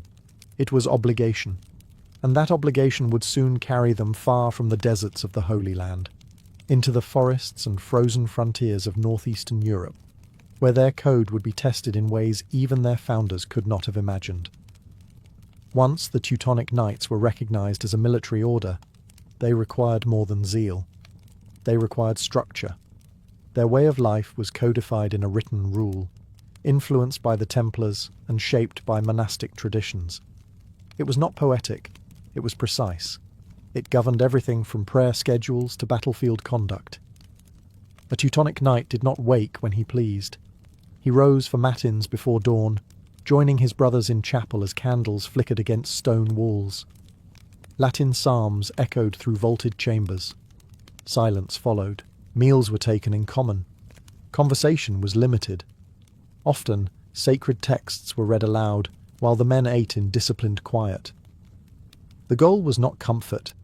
It was uniformity. Individual personality was subdued in favour of collective identity. Clothing was standardized. The white mantle with the black cross was not decoration. It was declaration. Purity and sacrifice symbolized in fabric. Beneath it, armour and sword reminded the knight that he was not a cloistered monk. He was an armed servant of God. The vow of poverty did not mean the order was poor. On the contrary, the Teutonic Knights accumulated vast lands and resources over time. But the wealth belonged to the institution, not to the individual. A knight could not claim private property. He could not enrich himself personally through conquest. In theory, greed had no place within the ranks. Chastity reinforced isolation. No wives, no families, no children to inherit ambitions. Loyalty flowed upward, not outward. The order was family. The Grand Master was authority. Brotherhood replaced bloodline. Obedience was absolute. Orders were not debated. They were executed. Discipline maintained cohesion in battle and stability in peace. A disobedient knight threatened not only himself, but the sacred mission of the order. Punishments for breaches of conduct could be severe. Fasting, Isolation, public confession, in extreme cases expulsion. Honor was collective, shame was public. This structure forged unity. It also suppressed dissent. The Teutonic Knights were not merely soldiers with faith. They were a system, organized, regulated, and relentless.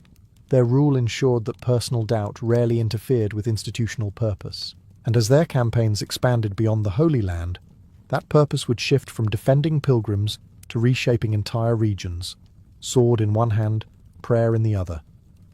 The Holy Land did not remain theirs for long. As Crusader states weakened and Muslim forces regained territory, the Teutonic Knights faced a hard truth. Their original battlefield was shrinking. Acre would eventually fall. The dream of permanent Christian dominance in the Levant was fading, but the order did not dissolve. It relocated. Opportunity emerged not in desert sands, but in the forests and marshes of northeastern Europe. Pagan tribes in Prussia and along the Baltic coast resisted Christian conversion. Local rulers, particularly in Poland and the Holy Roman Empire, saw advantage in inviting a disciplined military order to subdue and convert these populations. The Teutonic Knights accepted. In the early 13th century, they began campaigns in Prussia. What followed was not a brief mission. It was a decades-long conquest. Unlike in the Holy Land, where they were one order among many, here they became architects of a new frontier state. They built fortified castles of brick and stone, massive structures like Marienburg, which would later become the largest castle complex in Europe by land area.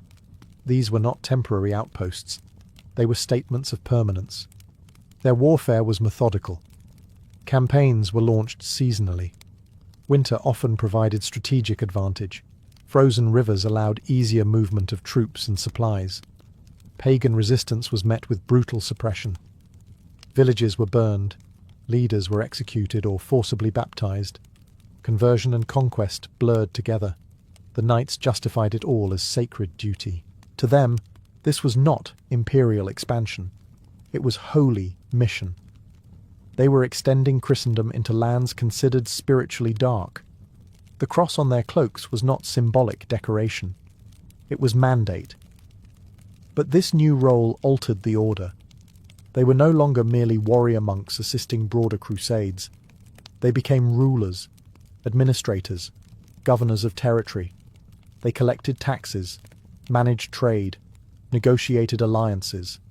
Power grew, and with power came complexity. Their strict monastic code remained in place, but governing a frontier state required pragmatism that sometimes clashed with pure religious idealism. The Teutonic Knights had left the desert. In the forests of the Baltic, they were building something far more ambitious than a battlefield victory. They were building a theocratic state, and states, unlike monasteries, are rarely simple. In Prussia, the Teutonic Knights did not merely fight. They governed. Their castles were not romantic ruins perched for scenery. They were administrative machines. Thick brick walls surrounded courtyards where soldiers drilled, priests chanted, and clerks recorded taxes. Within these fortresses, the monastic code remained alive, rigid, structured, unyielding. A typical day in a Teutonic stronghold balanced prayer and preparation. The bells rang before dawn. Knights gathered in chapel, cloaks folded neatly over armor racks.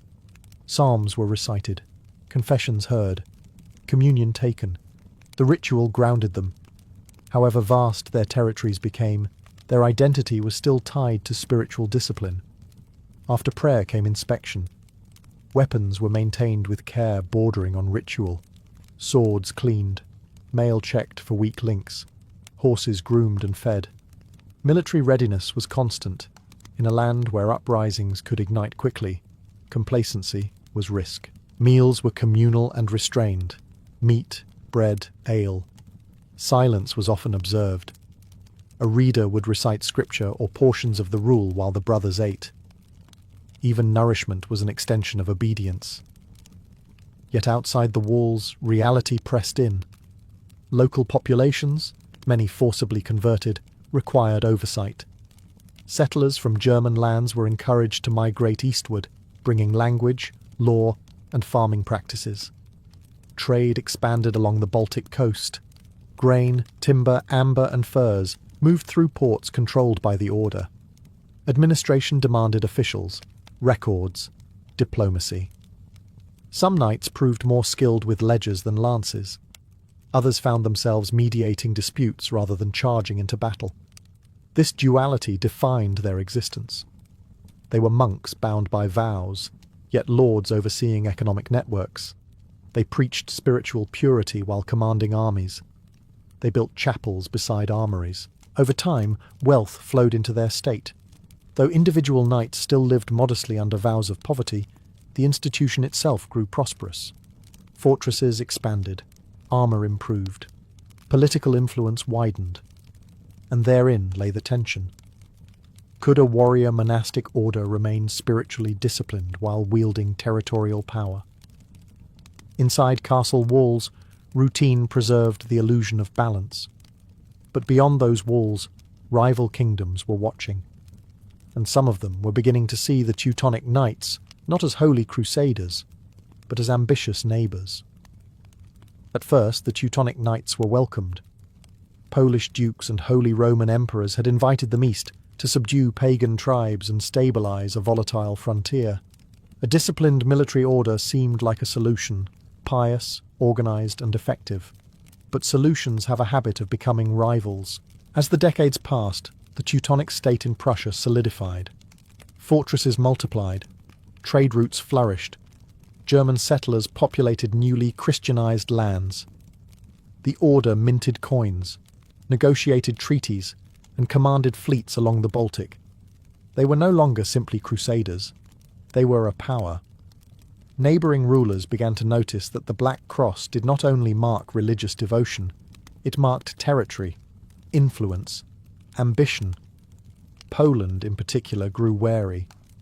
What had begun as cooperation slowly shifted into tension. Disputes over borders hardened. Accusations of overreach surfaced. The language of faith gave way to the language of sovereignty. The irony was sharp. The Teutonic Knights justified their presence as a holy mission, bringing Christianity to pagan lands. Yet, once conversion occurred, the justification grew thinner.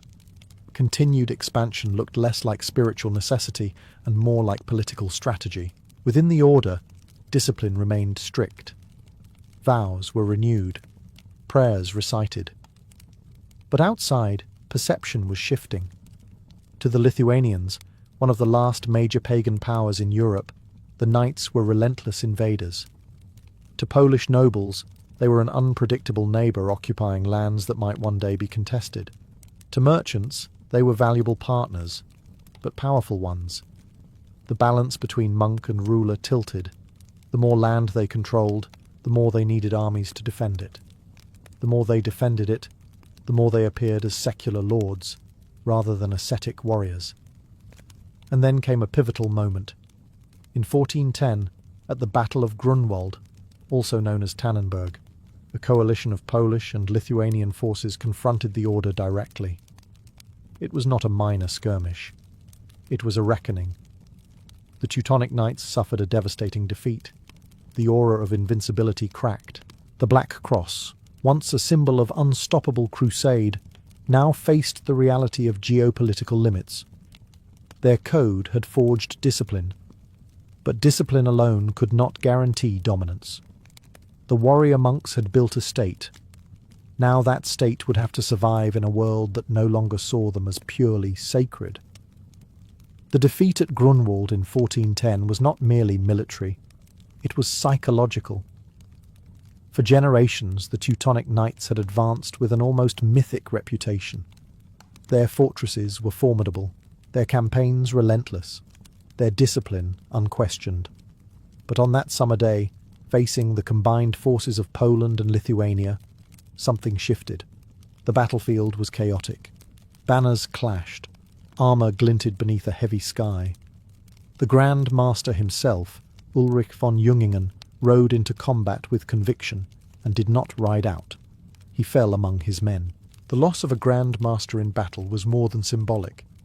It fractured confidence.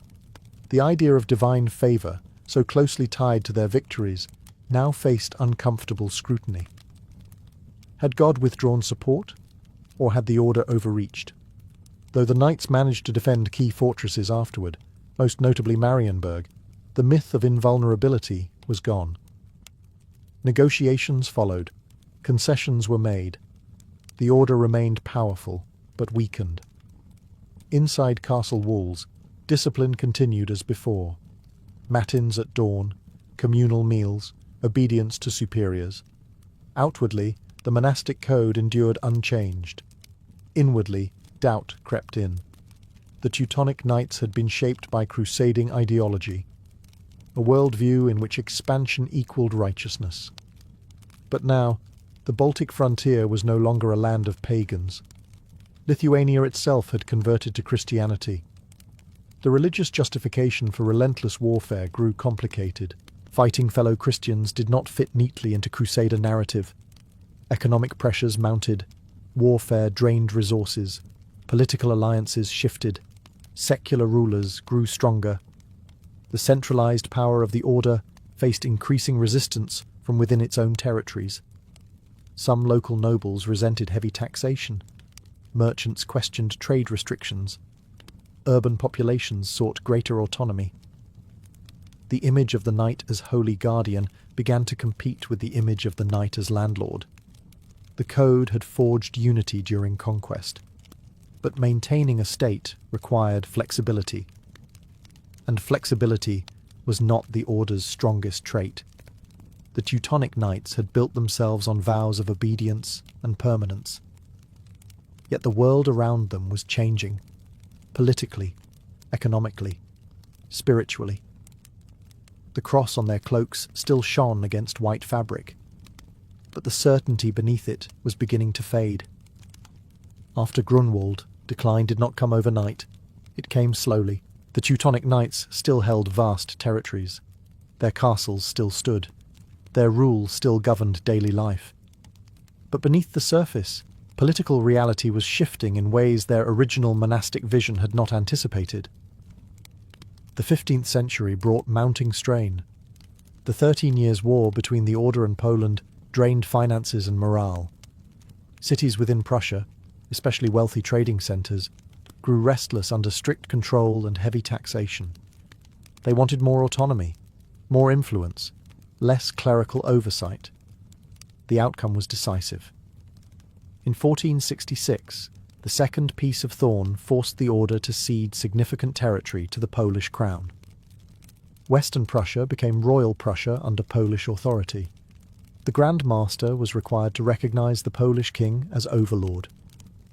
For a military order that once answered only to the Pope and its own Grand Master, this was a profound shift. Obedience, once directed upward within a self-contained hierarchy, now pointed outward toward a secular monarch. Then came the 16th century, and the Reformation. Martin Luther's ideas spread rapidly across German lands. Criticism of monastic institutions intensified. Celibate warrior monks ruling territories began to look increasingly outdated in a Europe embracing religious upheaval. In 1525, Grand Master Albert of Brandenburg made a radical decision. He converted to Lutheranism. He secularized the order's remaining Prussian territories and transformed them into the Duchy of Prussia, a hereditary secular state under Polish suzerainty. With that act, the Teutonic Knights ceased to rule a sovereign crusader state. The white cloaks and black crosses did not disappear entirely. The order survived in diminished form within the Holy Roman Empire, shifting toward charitable and religious functions. But its era as a conquering theocratic power had ended. The monastic code that once fused prayer and conquest had collided with political reality and religious reform. In the Baltic forests, castles still stood. But they no longer housed warrior monks preparing for crusade. They housed administrators of a duchy, born from the ashes of an order that had once believed itself eternal. Even after their territorial power faded, the Teutonic Knights did not vanish entirely. The order survived, smaller, quieter, stripped of empire, but still structured by its ancient rule.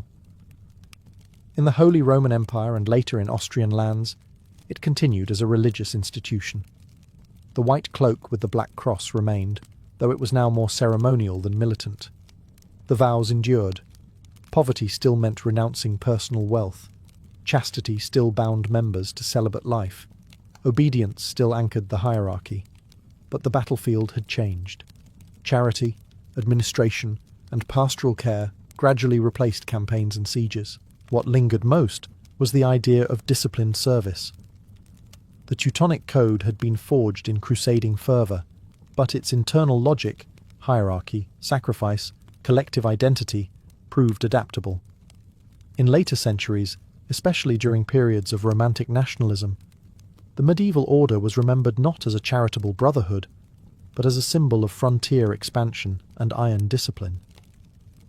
19th century writers reimagined the Teutonic Knights through a different lens, emphasizing martial valor and German cultural mission. Their Baltic campaigns were recast as civilizing efforts. Their castles became symbols of endurance and identity. History, as always, was selective. The harsher realities of forced conversion and political domination were softened in some retellings. The Black Cross became emblem rather than warning. Monastic austerity blended with military nostalgia. And yet, beneath reinterpretation, the original tension remained visible. How do you reconcile prayer with conquest? How do you vow poverty while governing wealthy lands? How do you claim spiritual obedience while exercising political authority? The Teutonic Knights wrestled with these contradictions for centuries. Their code was uncompromising. The world was not. By the time modern Europe emerged from the medieval order they once helped shape, the Teutonic Knights had transformed beyond recognition. But their story, of faith welded to force, of discipline entangled with ambition, continued to fascinate. Not because they were flawless, but because they embodied a powerful question. What happens when devotion becomes institutional power? The answer, written in brick castles and broken alliances, still stands across the Baltic landscape, silent, imposing, and complicated. Today, the Teutonic Knights no longer march beneath banners into battle. The modern order exists as a Catholic religious institution, engaged in charitable work and spiritual service. Its members no longer charge across frozen fields. They do not besiege cities. They do not collect tribute from conquered lands. And yet, the shadow of their past lingers. Across northern Poland and the Baltic region, their brick castles still dominate the landscape.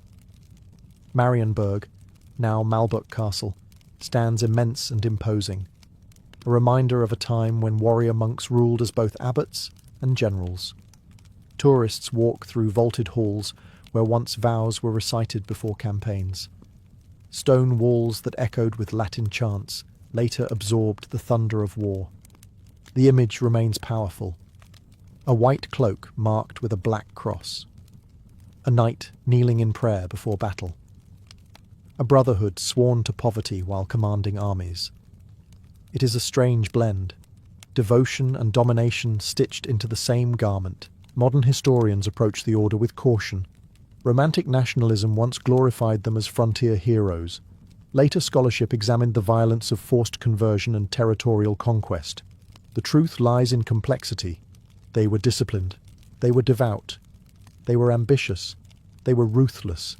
Their monastic code demanded obedience, but it also forged unity that allowed a small hospital brotherhood to become a Baltic power. Their vows demanded poverty, yet their institution accumulated wealth and influence. Their commitment to faith inspired sacrifice, yet it also justified warfare. The contradiction is the legacy. The Teutonic Knights remind us that institutions built on idealism can grow into political entities shaped by pragmatism. That spiritual conviction can inspire both charity and conquest. That discipline can be both stabilizing and rigid. The white cloak still exists. The black cross still carries weight.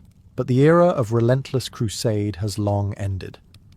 What remains is a story of how faith, structure, and ambition intertwined to create one of medieval Europe's most formidable and controversial orders. A story not of simple heroism or villainy, but of men who believed obedience to God required steel in hand, and of a code that outlived the battlefield it once commanded.